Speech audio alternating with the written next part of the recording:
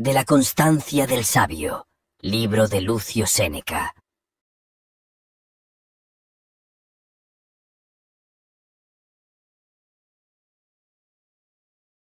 No sin razón me atreveré a decir, oh amigo sereno, que entre los filósofos estoicos y los demás profesores de la sabiduría hay la diferencia que entre los hombres y las mujeres, porque, aunque los unos y los otros tratan de lo concerniente a la comunicación y compañía de la vida, los unos nacieron para imperar y los otros para obedecer.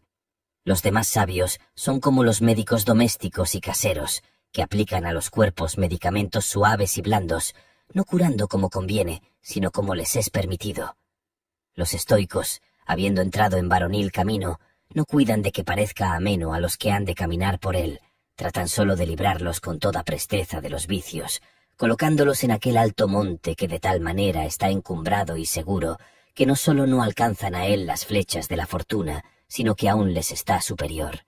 Los caminos a que somos llamados son arduos y fragosos, que en los llanos no hay cosa eminente, pero tras todo eso no son tan despeñaderos como muchos piensan. Solas las entradas son pedregosas y ásperas, y que parece están sin senda, al modo que sucede a los que de lejos miran las montañas, que se les representan ya quebradas y ya unidas, porque la distancia larga engaña fácilmente la vista. Pero en llegando más cerca, todo aquello que el engaño de los ojos había juzgado por unido, se va poco a poco mostrando dividido. Y lo que desde lejos parecía despeñadero, se descubre en llegando ser un apacible collado. Poco tiempo a que hablando de Marco Catón, te indignaste, porque eres mal sufrido de maldades, de que el siglo en que vivió no le hubiese llegado a conocer, y que habiéndose levantado sobre los Césares y Pompeyos, le hubiesen puesto inferior a los Vatinios. Te parecía cosa indigna que porque resistió una injusta ley, le hubiesen despojado de la garnacha en el tribunal, y que, arrastrado por las manos de la parcialidad sediciosa, hubiese sido llevado desde el lugar donde oraba hasta el arco fabiano, sufriendo malas razones, y ser escupido, con otras 1000 contumelias de aquella loca y desenfrenada muchedumbre. Te respondí entonces que más justo era dolerte de la república, que de una parte la rendía Publio Clodio y de otra Vatinio y otros muchos ciudadanos que, corrompidos con la ciega codicia, no conocían que mientras ellos vendían la república, se vendían a sí mismos. Por lo que toca a Catón, te dije que no había para que te congojases, porque ningún sabio puede recibir injuria ni afrenta, y que los dioses nos dieron a Catón por más cierto dechado de un varón sabio, que en los siglos pasados a Ulises o Hércules, porque a estos llamaron sabios nuestros estoicos por haber sido invictos de los trabajos, despreciadores de los deleites y vencedores de todos peligros. Catón no llegó a manos con las fieras, que el seguirlas es de agrestes cazadores, ni persiguió a los monstruos con fuego o hierro, ni vivió en los tiempos en que se pudo creer que se sostuvo el cielo sobre los hombros de un hombre.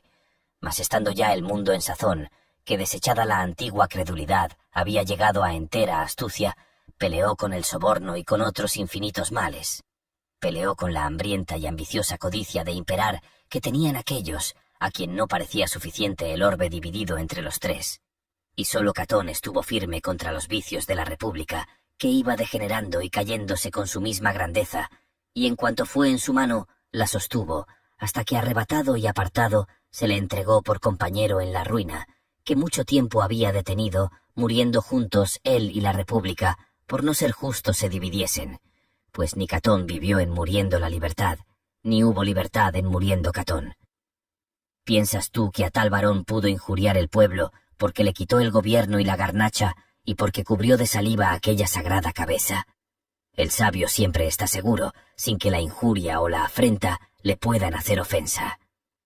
Paréceme que veo tu ánimo, y que encendido en cólera, te aprestas a dar voces diciendo: estas cosas son las que desacreditan y quitan la autoridad a vuestra doctrina. Prometéis cosas grandes, y tales, que no solo no se pueden desear, pero ni aun creer. Decís por una parte con razones magníficas que el sabio no puede ser pobre, y tras eso confesáis que suele faltarle esclavo, casa y vestido. Decís que no puede estar loco, y no negáis que puede estar enajenado, y hablar algunas razones poco compuestas, y todo aquello a que la fuerza de la enfermedad le diere audacia. Decís que el sabio no puede ser esclavo, y no negáis que puede ser vendido, y que ha de obedecer a su amo haciendo todos los ministerios serviles. Con lo cual, levantando en alto el sobrecejo, venís a caer en lo mismo que los demás, y solo mudáis los nombres a las cosas. Lo mismo sospecho que sucede en lo que decís, que el sabio no puede recibir injuria ni afrenta, proposición hermosa y magnífica a las primeras apariencias. Mucha diferencia hay en que el sabio no tenga indignación, a que no reciba injuria. Si me decís que la sufrirá con gallardía de ánimo, eso no es cosa particular, antes viene a ser muy vulgar, por ser paciencia que se aprende con la continuación de recibir injurias. Pero si me decís que no puede recibir injuria, y en esto pretendéis decir que nadie puede intentar hacérsela, os digo que dejando todos mis negocios, me hago luego estoico. Yo no determiné adornar al sabio con honores imaginarios de palabras, sino ponerle en tal lugar donde ninguna injuria se permite. ¿Será esto por ventura porque no hay quien provoque y tiente al sabio?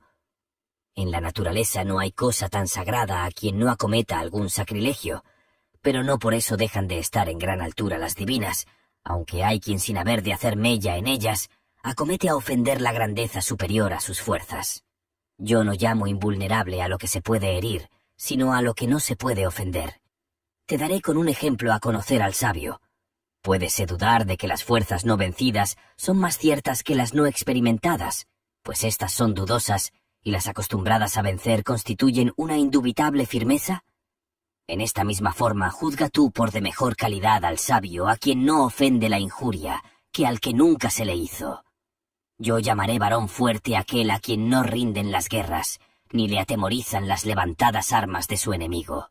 Y no daré este apellido al que entre perezosos pueblos goza descansado ocio. El sabio es a quien ningunas injurias ofenden, y así no importa que le tiren muchas flechas, porque tiene impenetrable el pecho, al modo que hay muchas piedras cuya dureza no se vence con el hierro, y el diamante ni puede cortarse, herirse ni mellarse, antes rechaza todo lo que voluntariamente se le opone. Y al modo que hay algunas cosas que no se consumen con el fuego, antes conservan su vigor y naturaleza en medio de las llamas, y al modo que los altos escollos quebrantan la furia del mar, sin que en ellos se vean indicios de la crueldad con que son azotados de las olas. De esta misma suerte, el ánimo del varón sabio, estando firme y sólido, y prevenido de sus fuerzas, estará seguro de las injurias como las cosas que hemos referido. ¿Faltará por ventura alguno que intente hacer injuria al sabio? Lo intentará, pero no llegará a conseguirlo, porque le hallará con tal distancia apartado del contacto de las cosas inferiores, que ninguna fuerza dañosa podrá alcanzar hasta donde él está. Cuando los poderosos levantados por su imperio, y los que están validos por el consentimiento de los que se les humillan intentaren dañar al sabio, quedarán sus acometimientos tan sin fuerza como aquellas cosas que con arco o ballesta se tiran en alto, que aunque tal vez se pierden de vista, vuelven abajo sin tocar en el cielo. ¿Piensas que aquel ignorante rey, que con la muchedumbre de saetas oscureció el día, llegó con alguna a ofender al sol, o que habiendo echado muchas cadenas en el mar, pudo prender a Neptuno? De la manera que las cosas divinas están exentas de las manos de los hombres, sin que la divinidad reciba lesión de aquellos que ponen fuego a sus templos, ni de los que forman sus simulacros. Así todo lo que se intenta contra el sabio, proterva, insolente y soberbiamente, se intenta en vano. Dirás que mejor fuera que ninguno intentara hacerle ofensa. Cosa dificultosa pretendes en desear inocencia en el linaje humano. Mayor interés fuera de los que quieren hacer injuria al sabio en no hacérsela, que el que tiene el sabio en no recibirla. Pero, aunque se le haga, no la puede padecer. Antes juzgo que aquella sabiduría que entre las cosas que la impugnan se muestra tranquila, es la que tiene más fuerzas, al modo que es indicio de que el emperador se halla poderoso en armas y soldados cuando se juzga seguro en las tierras del enemigo. Separemos, si te parece, amigo sereno, la injuria de la afrenta. La primera es por su naturaleza más grave, y esta segunda más ligera. Y solos los delicados la juzgan por pesada, y no siendo con ella damnificados, sino solamente ofendidos, es tan grande el dejamiento y vanidad de los ánimos que son muchos los que piensan no les puede suceder cosa más acerba. Hallarás algún esclavo que quiera más ser azotado que abofeteado, y que juzgue por más tolerable la muerte que las palabras injuriosas. Porque hemos llegado ya a tan grande ignorancia que no nos sentimos tanto de dolor, cuanto de su opinión, como los niños a quien ponen miedo la sombra, la deformidad de las personas y las malas caras, y les hacen llorar los nombres desapacibles a los oídos, y las amenazas de los dedos, y otras cosas de que, como poco próvidos, huyen. El fin de la injuria es hacer algún mal, pero la sabiduría no le deja lugar en que entre, porque para ella no hay otro mal si no es la torpeza, la cual no tiene entrada donde una vez entraron la virtud y lo honesto. Según lo cual, es cosa cierta que no puede llegar la injuria al sabio, porque el padecer algún mal es lo que se llama injuria, y el sabio no le padece, es evidencia de que no tiene que ver con él la injuria, porque toda injuria es una cierta disminución del sujeto en quien cae, no siendo posible recibirla sin alguna pérdida, o en el cuerpo o en la dignidad, o en alguna de las cosas que están fuera de nosotros. Pero el sabio no puede perder cosa alguna, porque las tiene todas depositadas en sí mismo, sin haber entregado alguna a la fortuna, teniendo todos sus bienes en parte firme, y contentándose con la virtud, que no necesita de las cosas fortuitas. Y así, ni puede crecer ni menguar, porque lo que ha llegado a la cumbre no tiene a dónde pasar, y la fortuna no quita sino lo que ella dio, y como no dio la virtud, no puede quitarla. Esta es libre, inviolable, firme, incontrastable, y de tal manera fortalecida contra los sucesos, que no sólo no puede ser vencida, pero ni aún inclinada. Tiene muy abiertos los ojos contra los aparatos de las cosas terribles, y no hace mudanza en el rostro, ora se lo pongan delante sucesos prósperos, ora adversos. Y finalmente, el sabio jamás pierde aquello que le puede causar sentimiento, porque sólo posee la virtud, de la cual no puede ser desposeído, y de las demás cosas tiene una posesión precaria. ¿Quién, pues, se lamenta con la pérdida de lo que es ajeno? Por lo cual, si la injuria no puede damnificar a las cosas que el sabio tiene por propios porque están fortificadas con la virtud, no podrá hacerse injuria al sabio. Tomó Demetrio Policertes la ciudad de Megara, y habiendo preguntado a Estilpón filósofo qué pérdida había hecho, le respondió que ninguna, porque tenía consigo todos sus bienes, no obstante que el enemigo le había despojado de su patrimonio, robándole sus hijas y violado su patria. Le disminuyó con esta respuesta la victoria, porque habiendo perdido la ciudad, no sólo no se tuvo por vencido, mas antes dio a entender no estar damnificado, mientras quedaban en su poder los verdaderos bienes de que no se puede hacer presa. Y los que le habían sido robados y disipados, los tenía por adventicios y por sujetos a los antojos de la fortuna, y por esta razón no los amaba como propios, pues de todo lo que está de la parte de afuera, es incierta y deslizadera la posesión.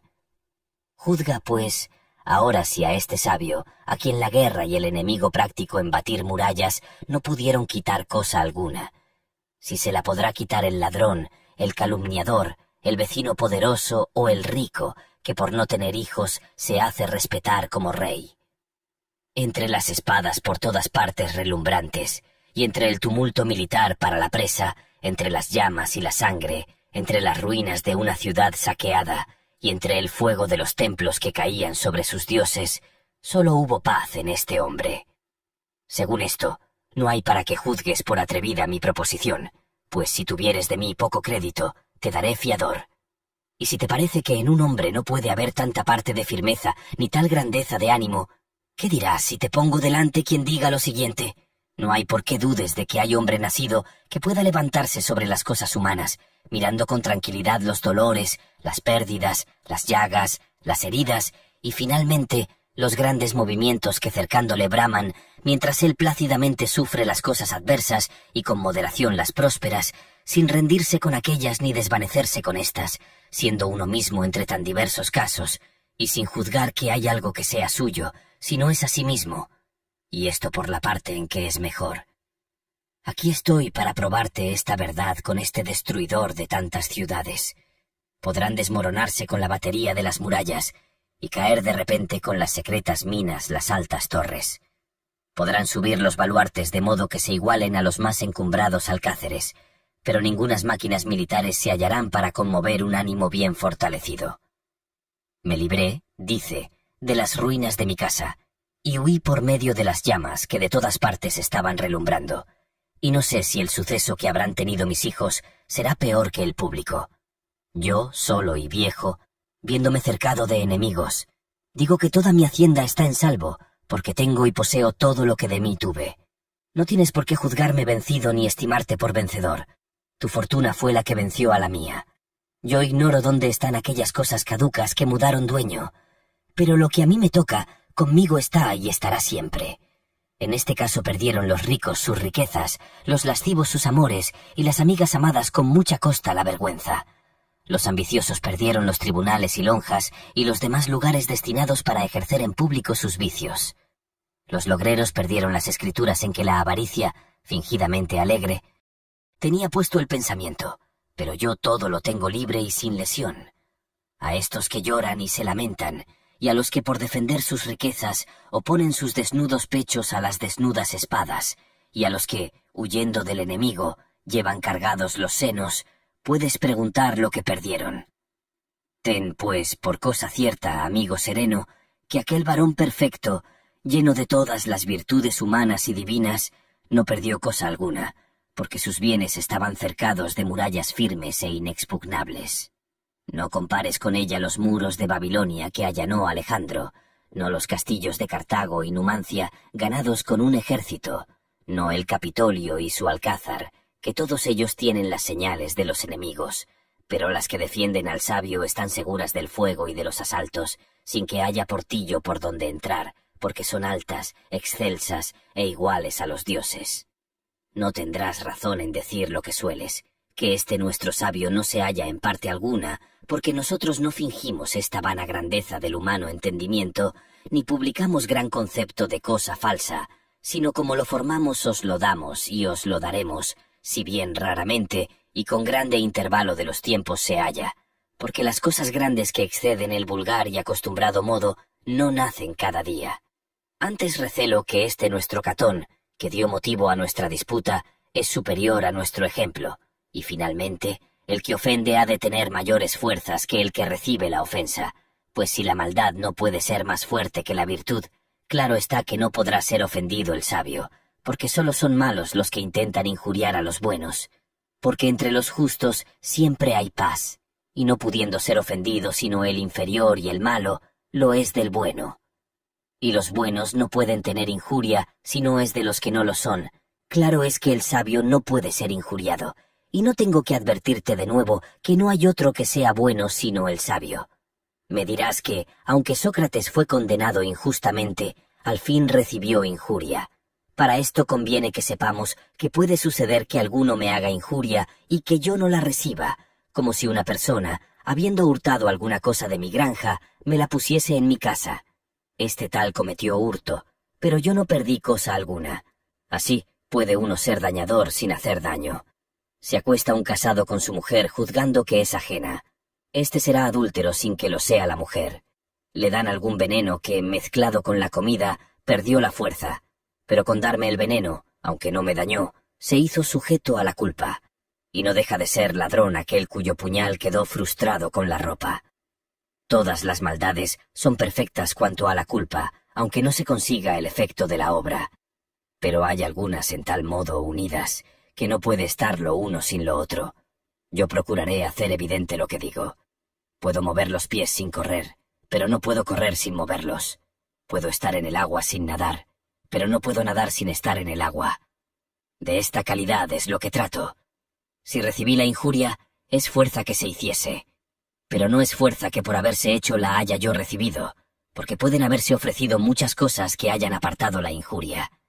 Y como algunos sucesos pueden detener la mano levantada y apartar las saetas disparadas, si puede haber alguna cosa que repela cualesquier injurias, deteniéndolas, de modo que aunque sean hechas no sean recibidas. Demás de esto, la justicia no puede sufrir lo injusto por no ser compatibles dos contrarios, y la injuria no puede hacerse si no es con justicia.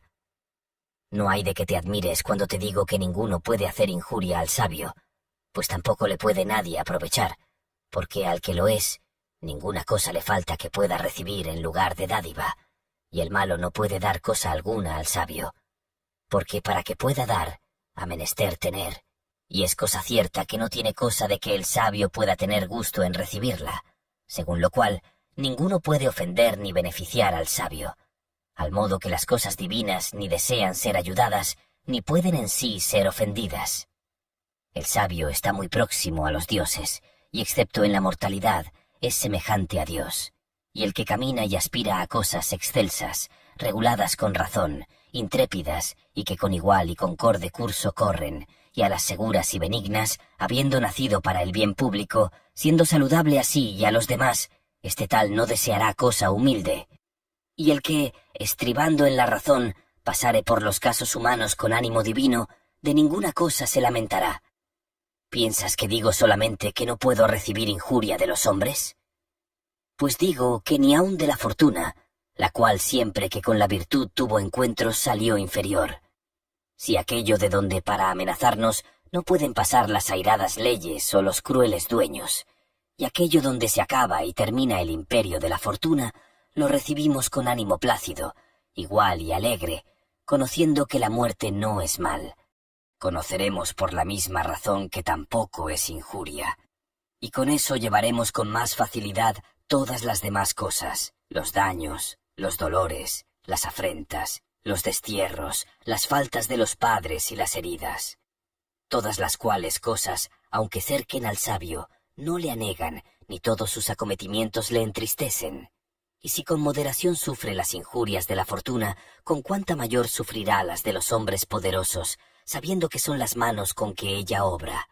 Finalmente, el sabio sufre todas las cosas, al modo que pasa el invierno, el rigor y la destemplanza del cielo, y como los calores y enfermedades y las demás cosas que penden de la suerte. Y no juzga de cualquiera que lo que hace lo guía por consejo, que éste solo se halla en el sabio, que en los demás no hay consejos, sino engaños, asechanzas y movimientos pálidos del ánimo, atribuyéndolo todo a los casos. Porque todo lo que es casual y fortuito, si se enfurece y altera, es fuera de nosotros. Y piensas también que aquellos por quien se nos dispone algún peligro tienen ancha materia a las injurias, ya con testigos supuestos, ya con falsas acusaciones, ya irritando contra nosotros los movimientos de los poderosos, con otros 1000 latrocinios que pasan aún entre los de ropas largas, teniendo también por injuria, si se les quita su ganancia o el premio, mucho tiempo procurando, si les salió incierta la herencia solicitada con grandes diligencias, quitándoseles la gracia de la casa que les había de ser provechosa. Pues todo esto lo desprecia el sabio, porque no sabe vivir en esperanza o en miedo de lo temporal. Añade a esto que ninguno recibe injuria sin alteración de ánimo, porque cuando la suerte se perturba, y el varón levantado carece de perturbación por ser templado y de alta y plácida quietud, y si la injuria tocara al sabio, le conmoviera y le inquietara, siendo cierto que carece de la ira injusta que suele despertar la apariencia de injuria, porque sabe no puede hacérsele.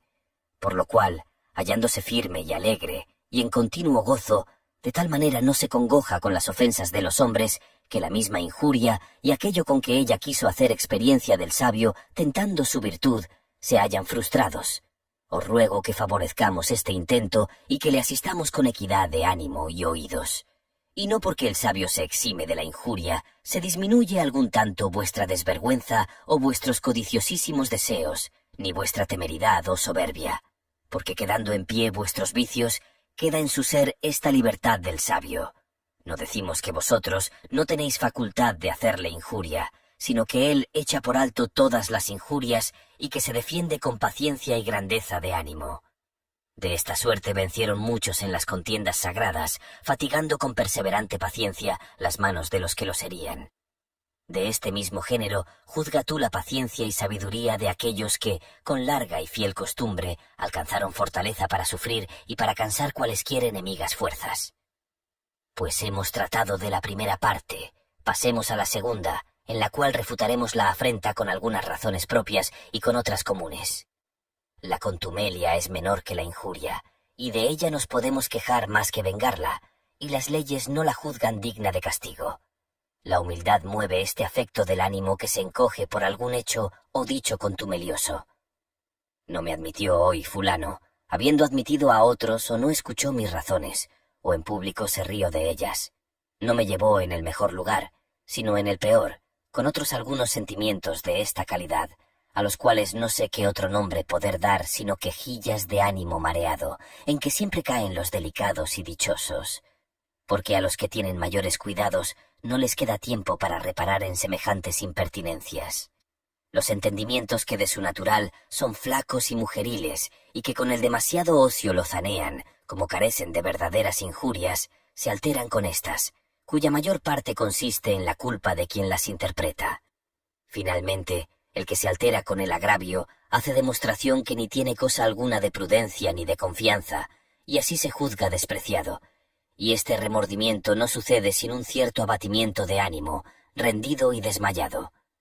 El sabio de ninguno puede ser despreciado, porque, conociendo su grandeza, se persuade a que nadie tiene autoridad de ofenderle, y no sólo vence éstas, que yo no llamo miserias, sino molestias del ánimo, pero ni aún las siente.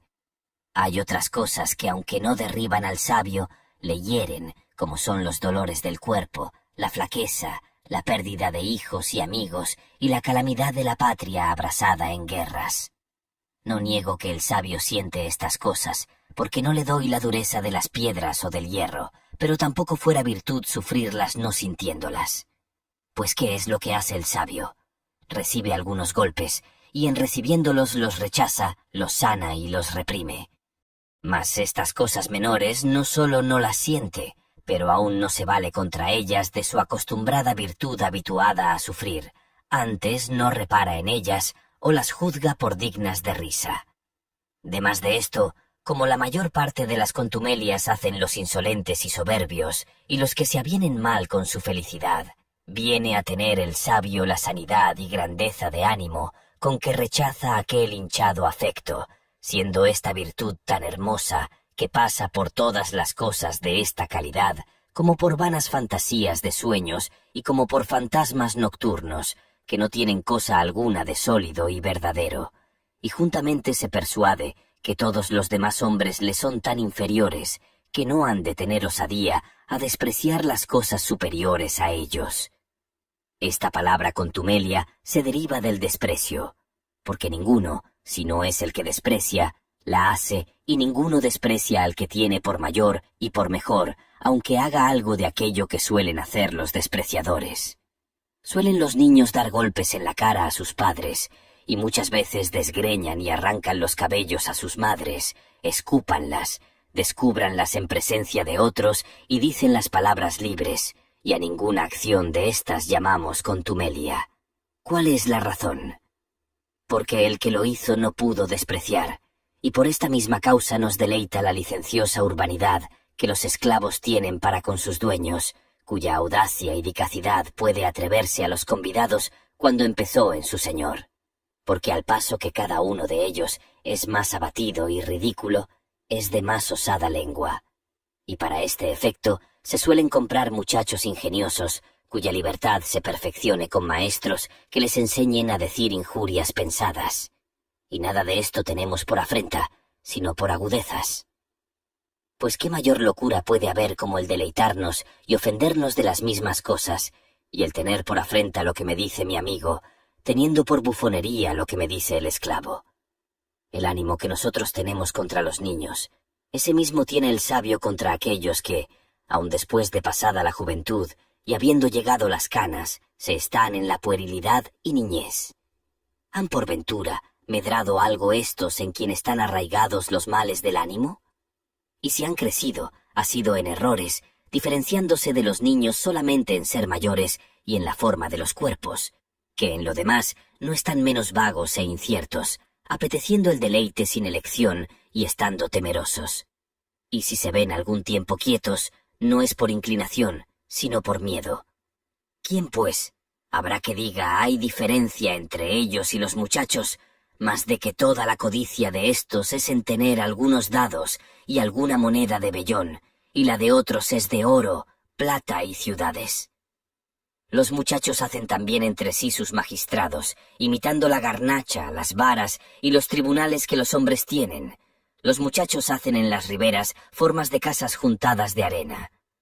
Los hombres, como si emprendiesen alguna cosa grande, se ocupan en levantar piedras, paredes y techos, que habiendo sido inventados para defensa de los cuerpos, se convierten en peligro suyo.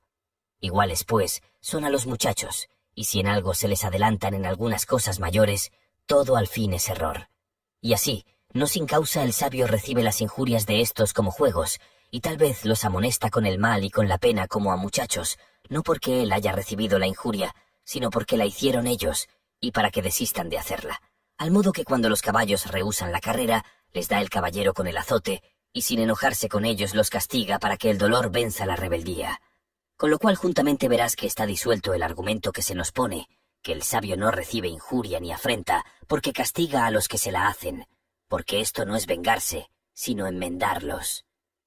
¿Qué razón, pues, hay para que no creas que tiene esta firmeza de ánimo el varón sabio, teniendo licencia de confesarla en otros, aunque no sea precedida de la misma causa? ¿Qué médico se enoja con el frenético? ¿Quién tiene por injurias las quejas de aquel a quien estando con la fiebre se le deniega el agua? Advierte que el sabio tiene el mismo oficio con todos que el médico con sus enfermos, sin que éste se desdeñe de tocar las obscenidades, ni mirar los excrementos, cuando de ello necesita el enfermo, y sin que se enoje de escuchar las palabras ásperas de los que, frenéticos, se enfurecen.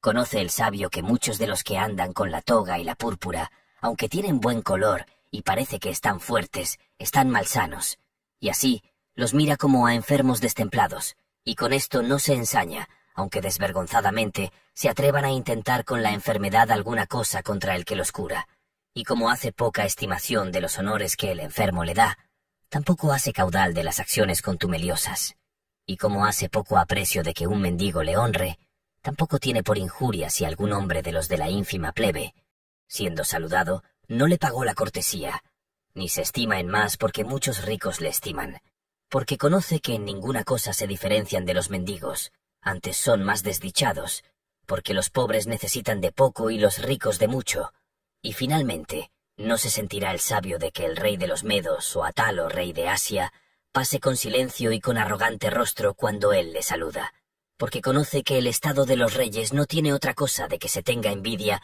más que la que se tiene de aquel a quien, en una gran familia, le cupo el cuidado de regir los enfermos y enfrenar los locos. Me sentiré yo, por ventura, si uno de los que en los ejércitos están negociando y comprando malos esclavos, de que están llenas sus tiendas, me dejó de saludar? Pienso que no me sentiré, porque ¿qué cosa tiene buena aquel en cuyo poder no hay alguno que no sea malo? Luego, al modo que el sabio desprecia la cortesía o descortesía de éste, desestimará la del rey que tiene en su servicio esclavos partos, medos y bactrianos, pero de tal manera que los enfrena con miedo, sin atreverse jamás a aflojar el arco por ser malos y venales, y que desean mudar de dueño. El sabio con ninguna injuria de estos se altera, porque aunque ellos son entre sí diferentes, él los juzga iguales por serlo en la ignorancia, porque si una vez se abatiese tanto que se alterase con la injuria o contumelia, jamás podría tener seguridad, siendo ésta el principal caudal de un sabio, el cual nunca cometerá tal error, que vengándose de la injuria, venga a dar honor al que la hizo, siendo consecuencia necesaria el recibirse con alegría el honor de aquel de quien se sufre molestamente el agravio. Hay hombres tan mentecatos que juzgan pueden recibir afrenta de una mujer. ¿Qué importa que ella sea rica, que tenga muchos litereros, que traiga costosas arracadas, que ande en ancha y costosa silla? Pues con todo esto es un animal imprudente, y si no se le arrima alguna ciencia y mucha erudición, ¿es una fiera que no sabe enfrenar sus deseos? Hay algunos que llevan impacientemente el ser impelidos de los criados guedejudos que los acompañan, y tienen por afrenta el hallar dificultad en los porteros y soberbia en el que cuida de las visitas o sobrecejo en el camarero. Oh, cómo conviene despertar la risa en estas ocasiones, y cómo se debe henchir de deleite el ánimo cuando en su quietud contempla los errores ajenos. Pues ¿qué se ha de hacer? ¿No ha de llegar el sabio a las puertas guardadas por un áspero y desabrido portero?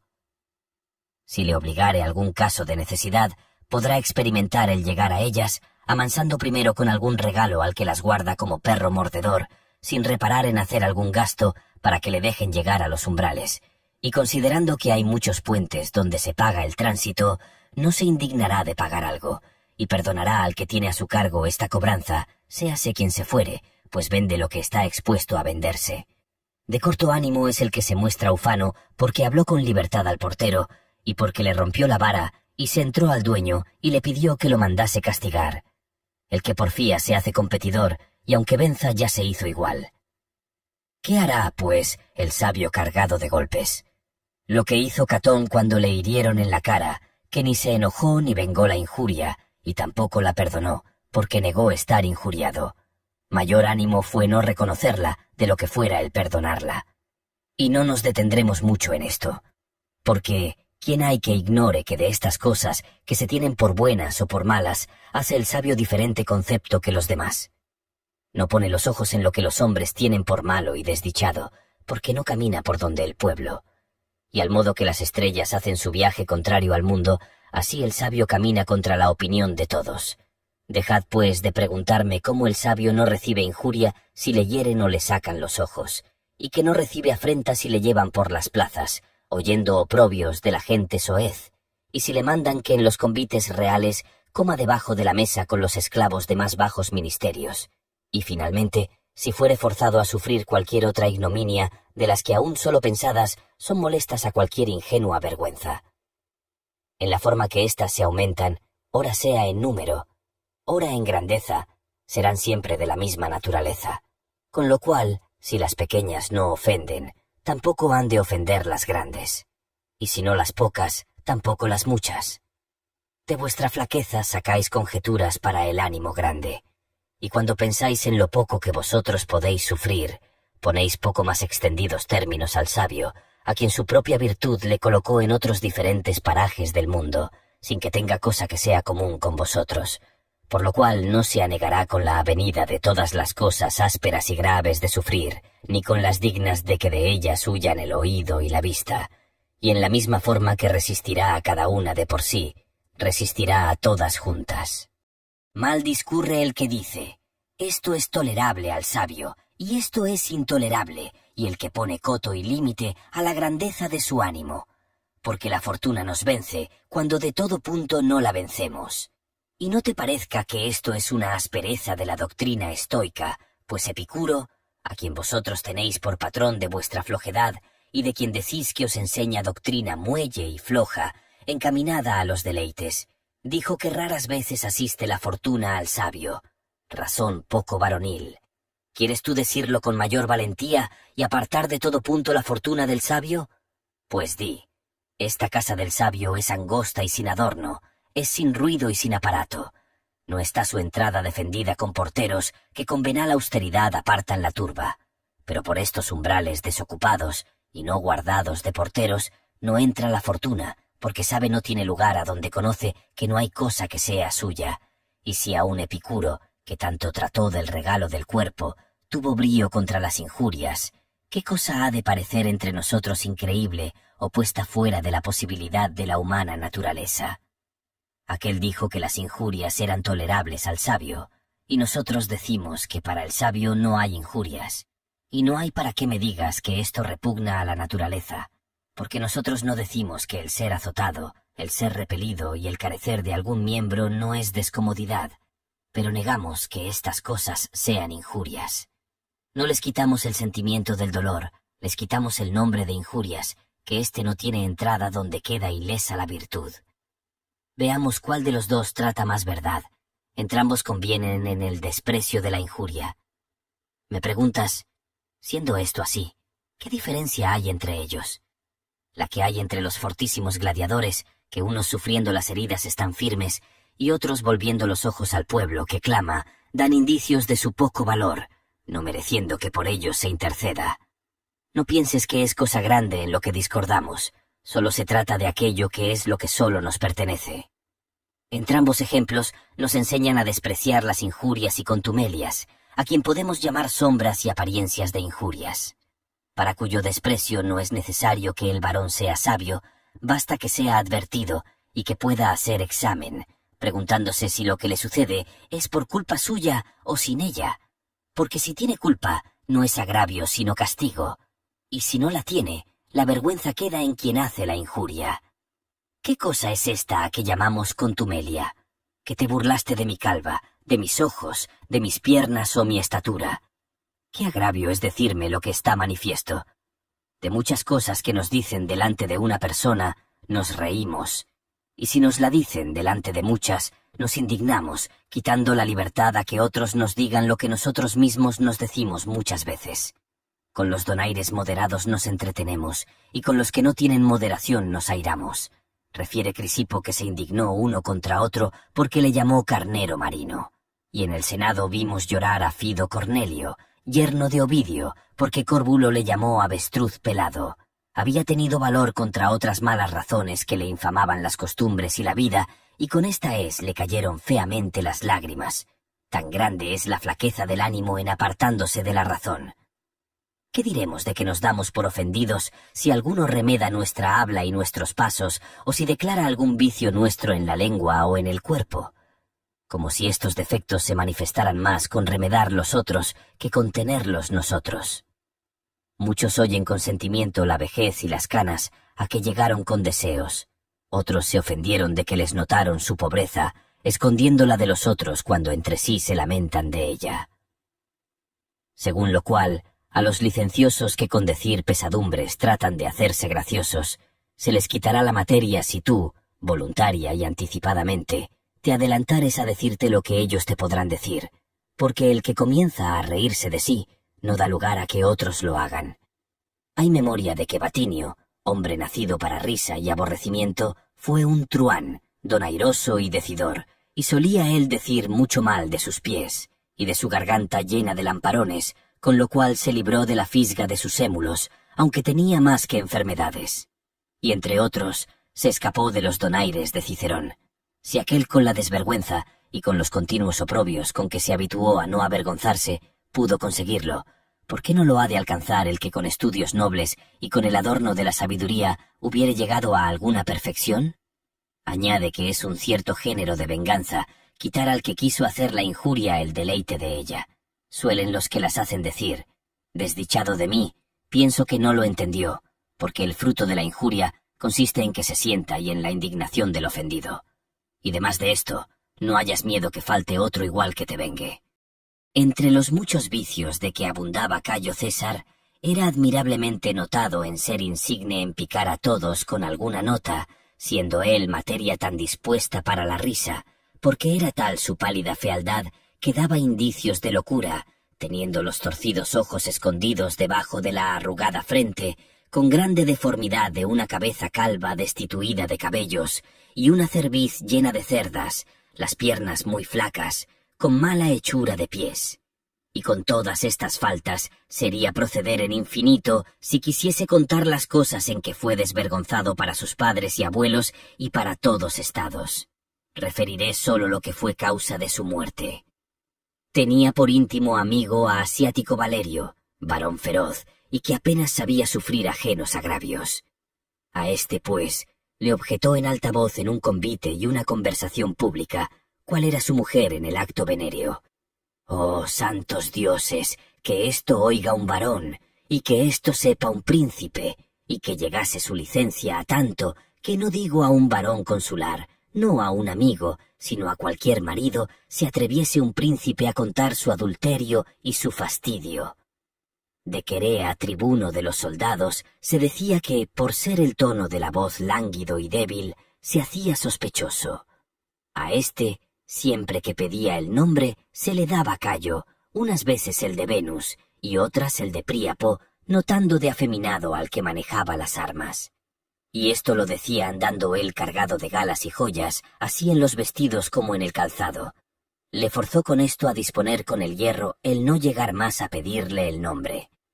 Este fue el primero que levantó la mano entre los conjurados. Él le derribó de un golpe la media cerviz, y luego llegaron infinitas espadas a vengar las públicas y particulares injurias, pero el que primero mostró ser varón fue el que no se lo parecía. Y siendo Cayo tan amigo de decir injurias, era impaciente en sufrirlas, juzgándolo todo por injuria.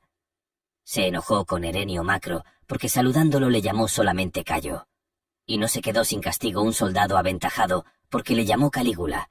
siendo este el nombre que se le solía llamar por haber nacido en los ejércitos y ser alumno en las legiones.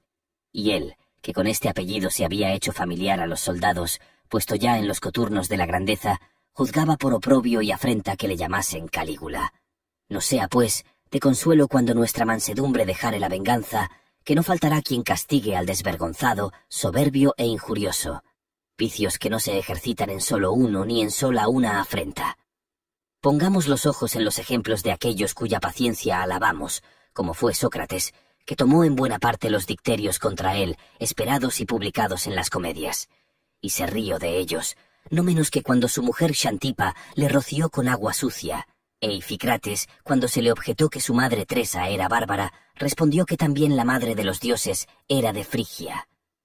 No hemos de venir a las manos, lejos, hemos de sacar los pies, despreciando todo aquello que los imprudentes hacen, porque tales cosas no las pueden hacer sino los que lo son.